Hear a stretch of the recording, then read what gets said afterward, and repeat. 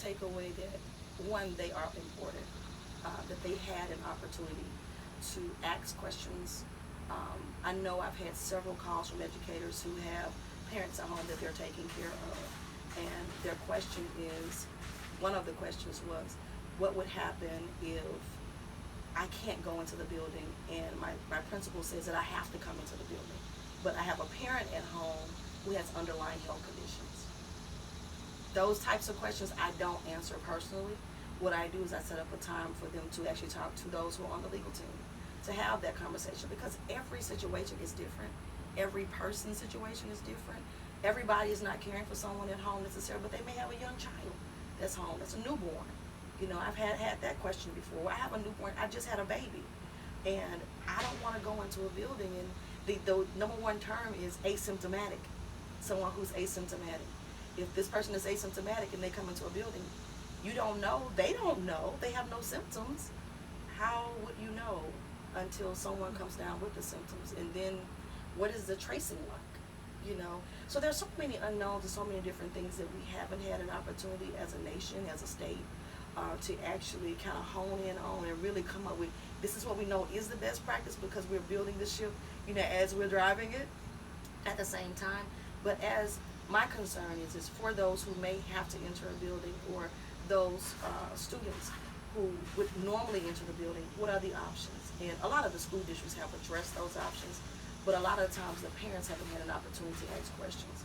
I've had a parent text me just as of yesterday about Rankin County, and her child takes AP courses, and she wants to know what would be done if her child can't take the AP courses. Or, you know, I said, well, you know, this is the best method. So a lot of the information is just showing, this is the way you reach out to your school district.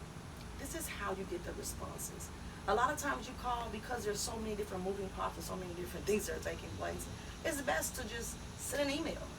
Send an email directly to them, because if they can't answer the phone, a lot of times they can't respond to your email. And find out who are the persons that you send those emails to. So I responded to her very gently. I do not know specifically what would happen in Rankin County, but I'm pretty sure your superintendent or the person who's over the curriculum or the assistant superintendent should have some way to put you in the right direction. And if you can't find it, then, you know what, let me help you. Because I want this to be a less invasive process for me as a parent and for anyone else that's a parent. We want our children to get back to school. Teachers want to get back to school. Teachers want some normalcy. I mean, we're all human here. This has been a life-changing process for all of us. We've got to find a way to bring some form of normalcy to it. Not maybe like the way it was before, but, you know, virtual learning has become a really huge thing, you know, in the past few years. And this is preparing our kids for what college may look like.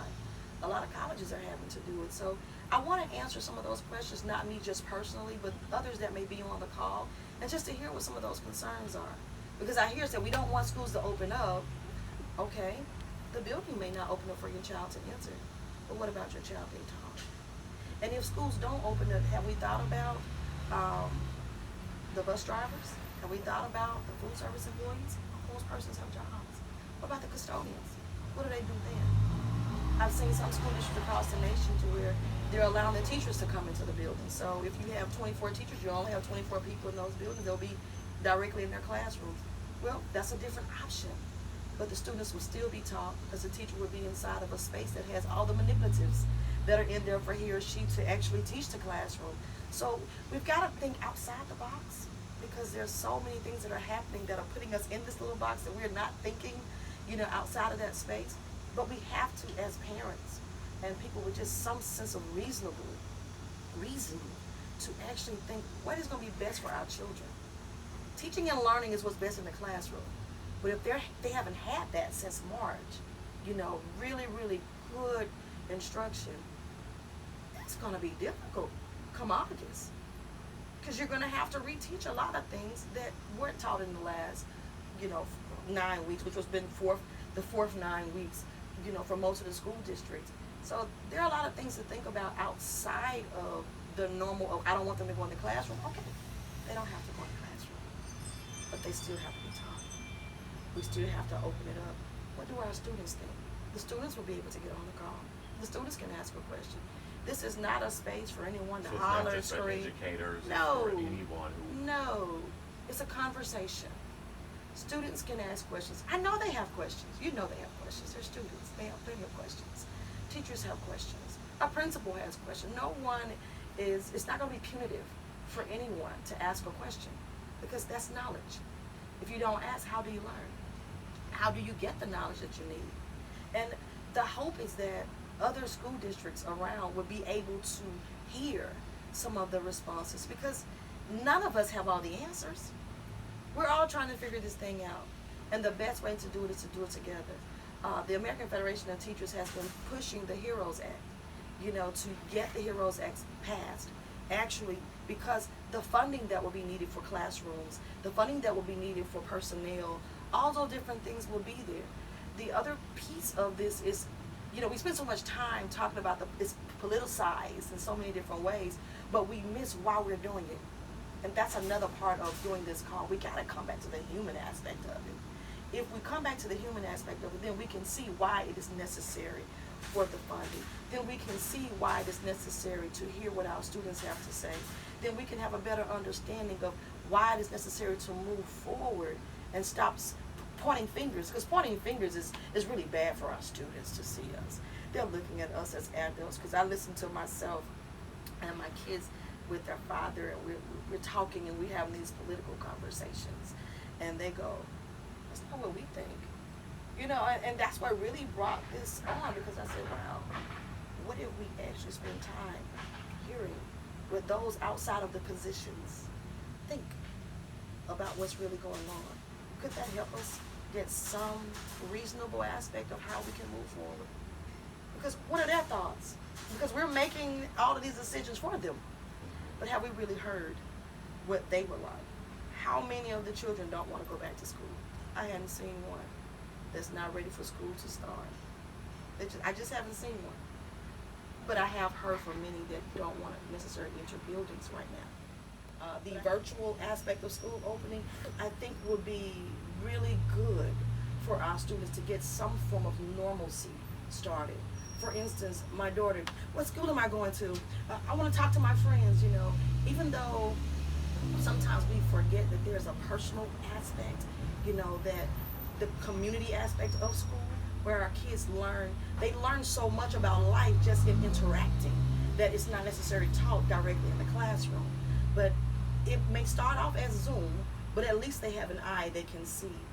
For the last, 6 months, they haven't had that. From a school district standpoint, I don't work for the school district, I must say that, I don't.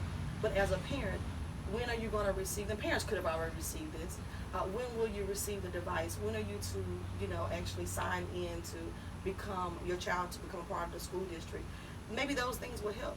I do understand there are parents that want their kids to enter a building because they have to go to work. But what did we do for 5 months when we couldn't enter buildings? There were always service people that were still working. Everyone went at home. I have someone that lives with me, my significant other. He went to work every day because his job was a service person. So that put us at risk if he's having to go to work. But it was something that had to happen. And I'm pretty sure there are other households that are just like mine, that have those same concerns, but we have to be willing to make that sacrifice. I, as a parent, think about my own children. What do my kids want? What is it that my kids are looking to happen? And they look to mom to make the decision. Dad is there, but they're looking for mom to tell them about the school and what they're gonna do and who's the class gonna be in, because we're the nurturers. That's normally what we do. And not to take anything away from some dads that are doing it, but normally it's the mom. So the purpose of the call overall is to make sure that we get an opportunity to address some of those unknowns that have not been touched. There have been many town halls, there have been many times that people have had calls, and you have these experts, not to take anything away from them, but when do you speak to the ones that are not experts? When do you speak to the ones that are going to be on the front line? The teachers are going to be on the front line if they're re-entering a building. I do understand there may be some children that may have to enter a building because they can't be taught. I don't have the answer for that. But those who are on the call that will be able to answer those legal questions or legal concerns will be willing to do that. I thought that would be very, very important. And that would be something that the community would say, ah, I didn't know that. This is interesting. Why hadn't someone told me that? Well, guess what? Now you're able to find out. Now what do you do once you get the information? And that legal part is a question that I know, at least my station, we haven't not necessarily touched that on. No. About what, what could happen. Who's liable? Mhm. That's a question I'm sure on a city government's level or just on a district level. Who's liable? I was looking at the news, and I want to say it was in the Carolinas. Don't quote me, but it may or may not be. But I know it's on the news yesterday that the school district is making parents sign a waiver. They're signing a waiver if their children come to school. Wow. If I got to sign a waiver, you don't have to worry about it. I'm not signing a waiver. My child's going to stay at home. We're going to do virtual. Because what that does is take the liability off of the school district, which means that you as a parent made a choice to send your child to school. So what do you hope educators take away? So I now just going to ask you, so you do agree that schools have to open? Schools have to open, but how they open is the challenge. And what I mean by that is, if we know that it is not the best time for schools to open due to the cases being higher and some of the resources may not be readily available, then virtual will more than likely be the best way for schools to open. And I have to say, because I actually represent an affiliate of the American Federation of Teachers, the American Federation of Teachers stance is they're not against schools opening by any means, but it needs to open when it is safe. When it is a safe space for teachers to re-enter, and it is a safe space for students to re-enter. We definitely care about students and teachers and custodians and everyone that helps to make that school day a wonderful day for our students. Students, is it ready for students to go back? As a parent, I'm not ready.